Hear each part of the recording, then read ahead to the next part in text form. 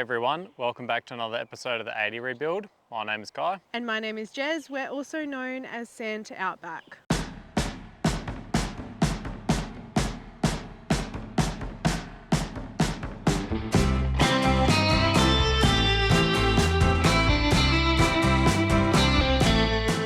In this episode, we continue on with the FTE engine build. This is the final part to a 3-part engine build. So sit back, relax, and enjoy the episode.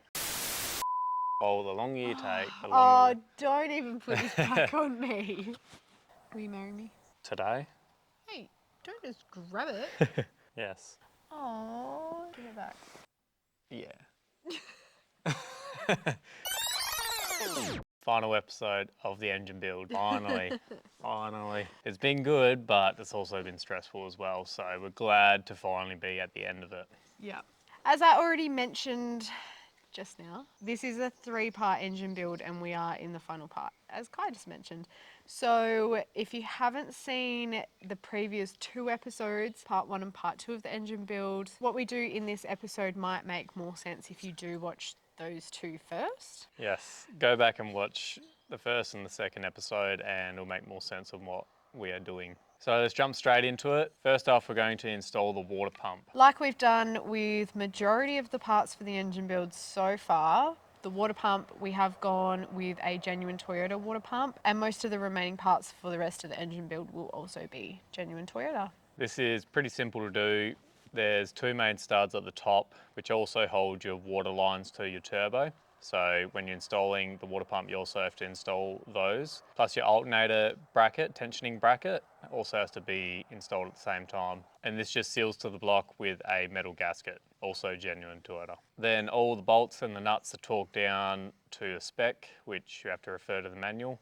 On that note, we have done this in the previous 2 episodes as well. We keep talking about the manual that we're referring to for the engine build. We have linked it in the description of those 2 episodes and we will do it for this one as well. So if you're interested, it is a free PDF document. Yeah, it's just a general engine repair manual for basically 1HD all the way to FTE. But yes, it is linked down below. Next, we are installing new seals for the camshaft cover or the camshaft itself. This is a pretty simple task. What I've chosen to knock all the seals in with is just a socket that sits on the outside of the seal. Make sure it sits flat on the casing. Now we can install the cam cover. But before installing it, we need to apply some sealant to the back of the cover. This just seals a port on the front of the head that was machined for, I'm guessing, manufacturer purposes. So yes, you also need to install some sealant around that and then you can bolt it on. While we're here, we're also going to install the half circle that sits at the back of the head, which is also something that's cut out for machining purposes when manufacturing the head. This also needs a bit of sealant on the half circle and then you can install it, wait for it to set and then trim off the excess sealant so the head gasket can seal flat against the head. The next step is to install the camshaft gear. This is locked to the camshaft with a keyway and a bolt. This bolt also has a torque spec, so refer to the manual for that. There is a cutout groove so you can actually hold the camshaft and torque the bolt at the same time, which it also says in the manual. Now we can finally remove the old fuel pump and install the new one. Finally. Finally. Can't remember, where do I get it? I got this fuel pump from G Turbo, but it is a factory Toyota fuel pump. I just got it from them cheaper because they had excess stock, I'm pretty sure. To install the new fuel pump, we have to fit a new O-ring to the housing of the fuel pump, and then we can go ahead and fit the fuel pump and install the bolts and the main nut that locks the fuel pump gear to the fuel pump shaft. Which also has a torque spec. What is it? I wouldn't know. I think it's around 110 newton meters. I think it's 107. You know what? That was going to be my exact guess. Yeah. 107. Yeah. We're also using a new nut as well. You do also have to time these fuel pumps, but it is the easiest process ever. There is a notch on the fuel pump itself and also on the timing gear case. You just have to line those 2 up and then you can lock the 4 bolts. You say easy, but I don't reckon I could do it. You reckon I could do it? Yeah. You reckon I could do it? There's 2 lines. You just have to match 2 lines together That seems pretty hard. and then you just tighten all the bolts up. I reckon I would still get that wrong. there is a procedure to do this correctly, because if you tighten down the nut while you've already tightened down the bolts for the fuel pump to the housing and the rear bracket, if you tighten those down first and you go to tighten down the nut that locks the gear to the fuel pump shaft, you can start to put a lot of tension on the fuel pump shaft. So lock the gear to the fuel pump and then tighten down all the bolts. Because if you don't, it puts a lot of side load on the shaft and that wears the bearing out inside of the fuel pump. Now we're going to install the coolant pipes, being the pipe on the right hand side that goes straight into the block from the thermostat. I think it's from the other side of the thermostat, and then runs to your heater at the rear of the block. And on the other side, there's a coolant pipe that we need to knock into the block, and that hose goes to the other side of the heater core. Exactly what he said was what I was going to say. In the manual, I don't know if it actually says to use anything around it to seal it, because they are like a press fit, but I've used a bit of, what was it? Compound, what was it? You're asking the wrong person. Oh, I know where it is. I can get it out in 2 seconds. Why can't I think of what it's called? It's compound something. Retaining compound. Why didn't I ever think of that? Yes, here's this stuff here. Oh, that's the Loctite brand, hey? Yeah, I use retaining compound. Not saying that's what you need to use, but that's what I've used because it seals. Don't let it get on your skin. Oops. As mentioned previously, Kye's not the smartest with PPE. Anyways, that's what I've used to do that. Chickens are so cute the way they're jumping. Alright, so that's done. All I've used is a bit of wood and a hammer to knock them in. Pretty simple. Next up, we are removing the baffles from the rocker cover. So we can get to the overhead pressure tube that sits underneath the baffles. This tube you can actually remove and replace the O-ring. On the FTE rock covers you can't disassemble these baffles and remove it and replace the O-ring. Very shit design. But on the FTEs you can actually remove it, replace the O-ring and put it back together. So that's what we're doing here. So basically we're just getting down there, replacing the O-ring, chucking the tube back in, putting the baffles back on. We do have to use a bit of sealant around these baffles, but fairly simple. All the baffles are held in with screws, so it's quite a simple job. Next up, we're going to install the thermostat and the housing. This housing is also the lower radiator hose housing as well. So it goes thermostat, housing, and then that housing has a little tube that comes down and then that goes into your radiator. Not into it, joins to the hose that goes to your radiator. Get used to it, eh? We're going to say some stuff that's not correct. Yeah. The thermostat itself has an O-ring that seals on both sides. It looks like an O-ring that needs to sit on one side of it, but it actually has a groove in the center of it so that you can actually fit it on the thin part of the metal and then chuck the thermostat in, bolt it up. Most of these bolts I'm pretty sure torque down to like 18 or 29 Newton meters, something like that, but prefer to the manual. Next up, we are fitting the AC bracket. This bolts to the head with 3 or 4 bolts. Also a common part that snaps and needs replacing. I don't know if you can actually get them genuine anymore. I don't think you can, but there is someone out there making CNC AC brackets now for them, which look pretty cool. Also cost around about $1,000. I don't really want to spend another $1,000. Are you sure? Next up, we're going to fit the oil pressure sensor. This just goes into the side of the block. And senses the pressure. Pretty much. It is a genuine Toyota oil pressure sensor as well. I'm pretty sure the threads actually had sealant on them. If not, I've definitely used some thread sealant for it. Pretty sure it's just MPT thread. I can't remember. It looks like maybe 1/4 or 1/8, I don't know. Anyways, this factory fits straight in. Now we're just going around and fitting the rest of the sensors, one being the oil temp sensor. I don't actually know if they have an oil temp sensor. I don't know, we're just fitting the rest of the sensors. I don't know exactly what sensors are on it, to be honest. I'm not really sound really smart here, eh?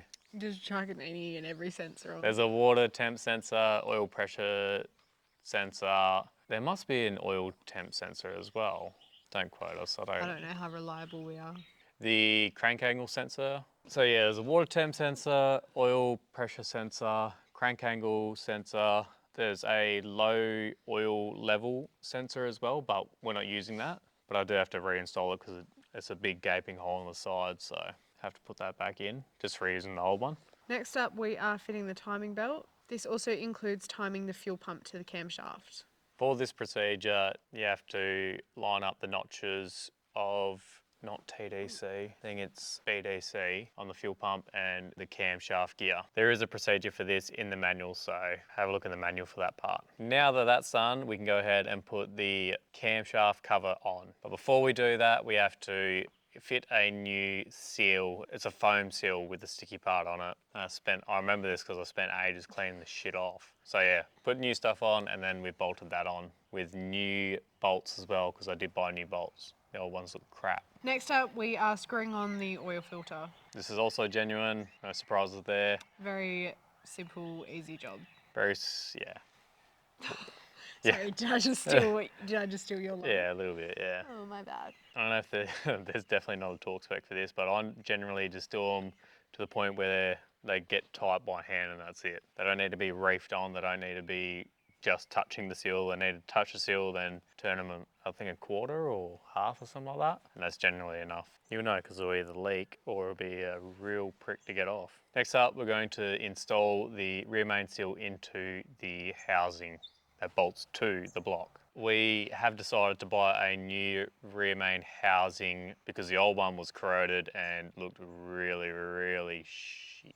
So I think that was only 30 bucks as well, pretty cheap. Now that we've knocked the rear main seal into the housing, we can go ahead and bolt it to the block, which also requires a bit of sealant around it. Next step, before we can put the sump on, is fitting the oil pickup. This is also not too bad of a job. The pickup just uses a metal gasket between both points that it bolts to the bottom of the block. We did previously clean it out so there's no gunk or old oil sitting inside it. Pretty straightforward, that one. Now we can go ahead and install the sump. We have cleaned both the block and the sump so that there is no old gasket left. Before installing the sump, we need to go and put sealant around the whole mating surface, and then we can go ahead and fit the sump to the bottom of the block, completing both sides of the engine. Now we can go ahead and fit the Welsh plug on the right hand side of the block. Both rear Welsh plugs were out of the block when we purchased it, and I think this was because certain variations of the engine of like what car it was going in, whether it was going into a 100 series, 79 series, but they left both Welsh plugs out at the back, so we needed to fit one to the right hand side because we fitted the coolant pipe on the left hand side. Same thing using that retaining compound, knocking the Welsh plug in with a socket this time. It's best not to hit the center of the Welsh plug itself, otherwise it will collapse it and it won't be a tight fit around the block. Better to hit the actual edges of the Welsh plug with a socket. Next up, we are fitting the top coolant pipe. This is sealed to the block with a metal gasket, also genuine Toyota. This pipe goes from obviously the engine to the top of the radiator I would hope so. via a hose. The final part before we can go ahead and put the rock cover on is doing the valve clearances. There is a procedure on how to do this in the manual, so refer to the manual. You can do it within 2 rotations.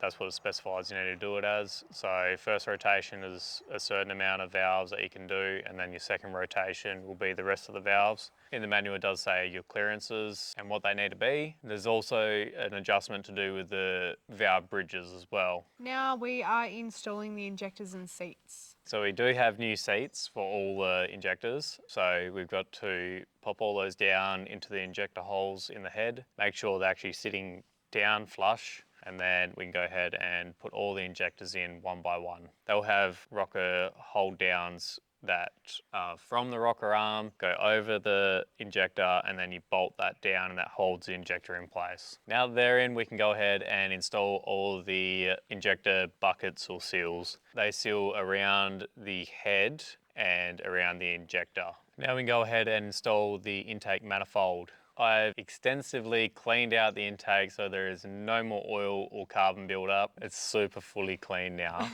There's 2 gaskets that need to be installed before putting the intake manifold on, and this, I don't think this has to be bolted down in the pattern, but I'll just work from the inside out. Pretty simple, but this intake will be coming back off in a later episode and you'll see why. Can't give that away. Stay tuned.